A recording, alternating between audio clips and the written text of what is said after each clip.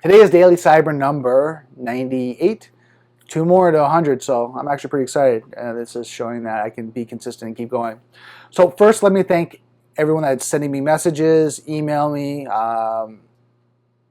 people asking questions, as well as providing insight and knowledge of them being in the industry and their guidance on what direction to go and what to do. So thank you so much. I really appreciate it. I just want to say that first and foremost. I'm really grateful that you guys are trying to guide me in the right direction. Let me provide some clarifying answers to your questions. Some people were providing insight and just not maybe knowing where I was going or what I was thinking. So I want to kind of clarify what my direction is and why I'm doing what I'm doing. First, I am studying Python programming to balance out the cybersecurity and the technology side, to have that balance, because so many things are developed on software and we need to know scripting, and it's going to give me that base to develop on. Doing CompTIA Security Plus is my foundation, and for me, cybersecurity, this career, this path, is not a sprint. I'm not looking at doing short sprint things to get me to this end goal. Right? I'm looking, this is my career, and this is what I'm going to be doing for the rest of my life. So for that purpose, I'm taking my time to make sure I have a great foundation, taking a step back, making sure I have a great base, which is CompTIA Security Plus. It's really kind of that broad spectrum of all the domains, right, of what you need to know about cybersecurity.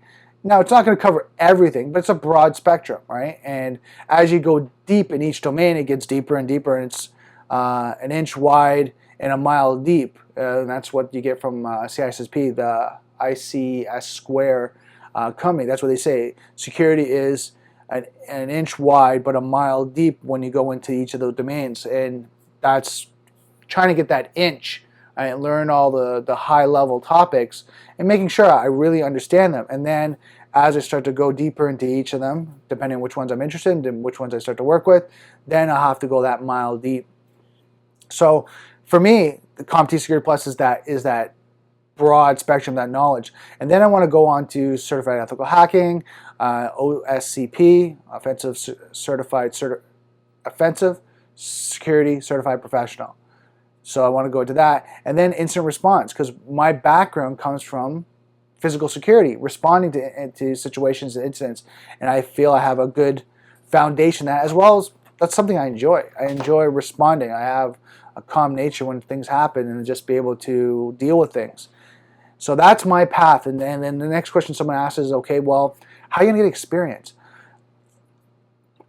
Experience, in my opinion, is developed in many different ways.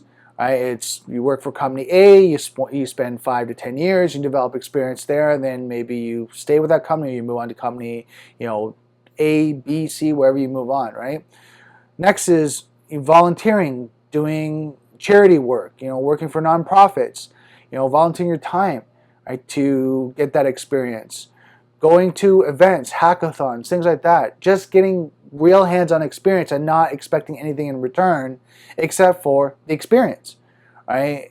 And yes, that's sometimes taking a step back, but you have to do that to get the experience to be able to be marketable in the Fortune 500 and big companies, because they want to see, okay, do you have a 5 to 10 year experience working in big organizations and doing the things that they need to do. And understandable. I mean, it narrows down their training. It narrows down what they need.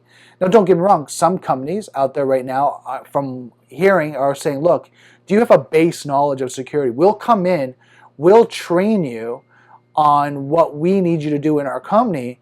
And if you're driven, if you're that guy that meets our requirements, then, in the sense of you're good with team, you have no challenges with HR, in the sense of working with, the company and doing things, you fit our mission statement, things like that. Come on in, we'll work you up, we'll train you, because we see a potential of you being with our company and providing great value. So there's all different ways, and there's not one specific way for cybersecurity, in my opinion. It's however you do it, however you make it work. The only thing I say is test and measurable results. Try out your strategy, get in there, see if it works. If it works, then perfect. If you need to get experience however you can, right? Don't think that it's only one way to do it. So that's it for this morning. I've got a lot more to do. I got to go study. I know this is a little bit longer of a rant this morning, but I wanted to answer those questions. I wanted to say thank you so much for the people that are providing feedback and comments and providing me direction. I do appreciate it, and I'm not saying don't do it. I want to be very clear and concise because I know sometimes things can get misread. I do appreciate it. I thank you so much. I am listening. I just wanted to provide what I've been doing in my direction, and the people that I've been talking to, HR managers, managers of companies, right, of security companies, really doing the background research. And when I worked for another company, which was a training company, all right, who trained in IT, being able to connect with other people. So yes, there's all different ways that people recommend. Maybe you should work for the blue team and get some setup and configuration. And some people are saying, look, just go right into security. You'll learn both on the same way. So whatever that path may be, this is the path that I'm taking right now from what I've talked to people in the industry that have 10, 15, 20, even actually some of them may actually have 30 years experience, right, doing IT security, and not as we think cybersecurity, but they've been securing networks and securing systems way back in the day. Right? And doing that just because they just knew that it had to be secure and no one else knew how to do it.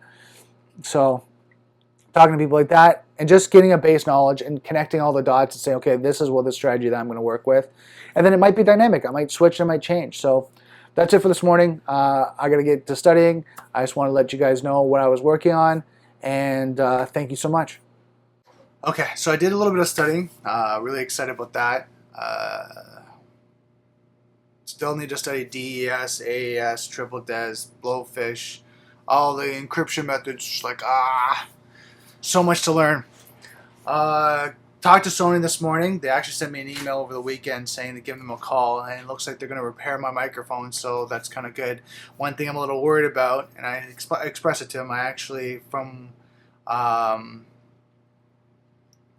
last time I talked to them, I actually found a little piece that broke off, and through microsurgery, I'll call it, I was able to find a little piece, get some crazy glue and toothpicks and put it all together. So it's back together, it's fixed, but now they want me to send it back to them. I said, look, I'll send it back, but the only problem is that I did fix it to a point and now it's working, so is that going to be an issue? So they said no, so we'll see.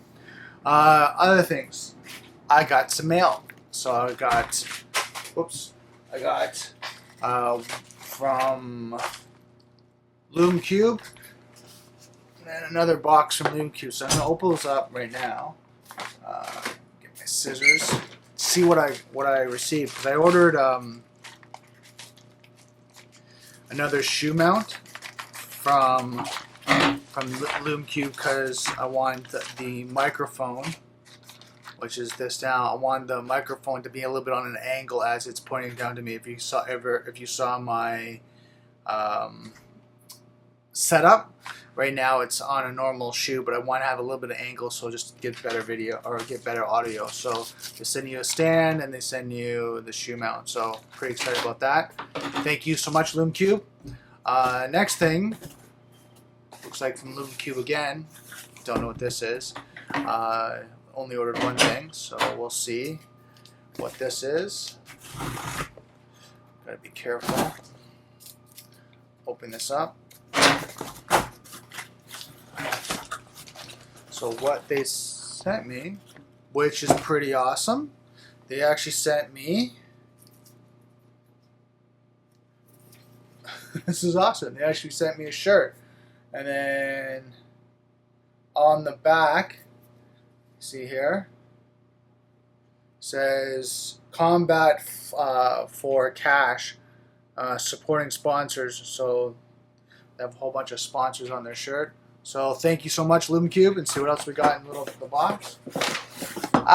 This is awesome.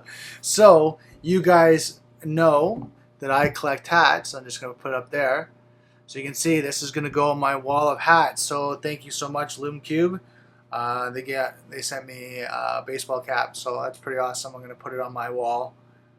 Pretty excited about that. So thank you so much for the shirt and for the hat. If you guys want to send me hats, just send me a quick email or message me on the social sites, wherever you want.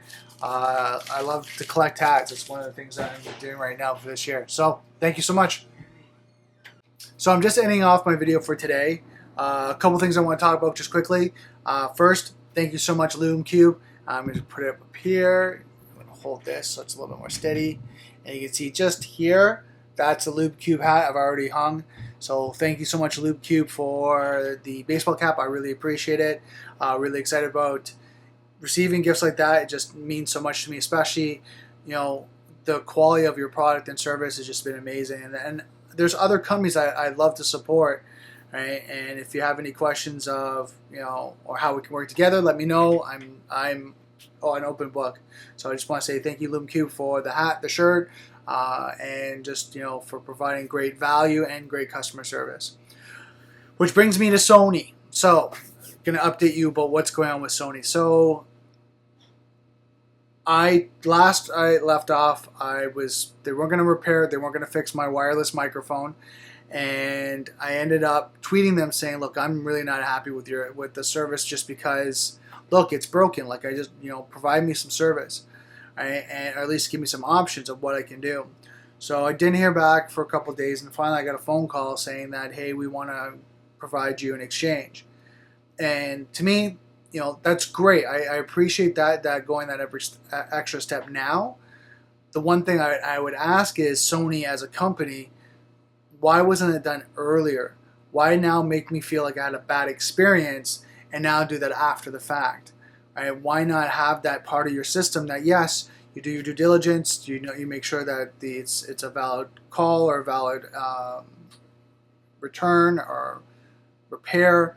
And what happens is, go through that. Have your team, when it's questionable, contact the individual and say, okay, hold on, like let's see what happened, what's going on, what can we do, and then have a level of measurement of, can it be repaired? Maybe the client would want to repair it. Like for me, for a $300 microphone, I would have paid $90, $150, maybe even $200 to have it repaired if I knew it was going to be fixed and that was it. So again, provide that level of customer service that, you know, makes me feel supported. It makes me feel that you value value me being a customer. So, and I bring that up is because when you look at cybersecurity, a lot of us, as we're going through, we have to provide that level of customer service to either our clients, our manager, our team, whoever that may be, to be, one, supportive, because people might have their own beliefs, their own structures, what they think. Two, they might be going through a compromise, so it's a very emotional, so you might have to take your time with them, go slow, make sure the information is relayed, make sure they understand.